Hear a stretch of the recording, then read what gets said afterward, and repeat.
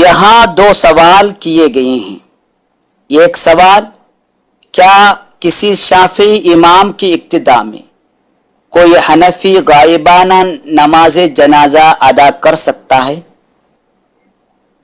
اور دوسرا سوال، نماز جنازہ باجماعت ادا کرتے وقت دو صفوں کے درمیان کتنا فاصلہ ہونا چاہیے؟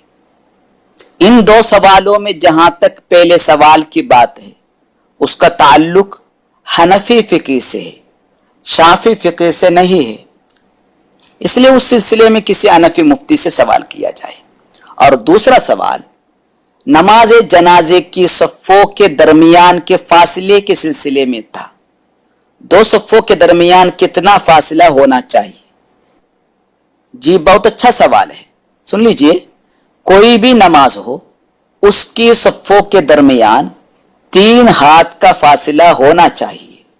نماز جنازے میں بھی دو صفوں کے درمیان 3 ہاتھ کا فاصلہ ہونا چاہیے، یعنی یہ جو قریب قریب صفیں بناتے ہیں نماز جنازے میں، ہو سکتا ہے جگہ کی کمی کی وجہ سے بنائی جاتی ہو، ورنہ تمام نمازوں میں سجدے کی جگہ دیکھنا سنت ہے، نماز جنازے میں بھی سجدے کی جگہ دیکھنا سنت ہے، اس لیے دو صفوں کے درمیان 3 ہاتھ کا فاصلہ رکھا جائے۔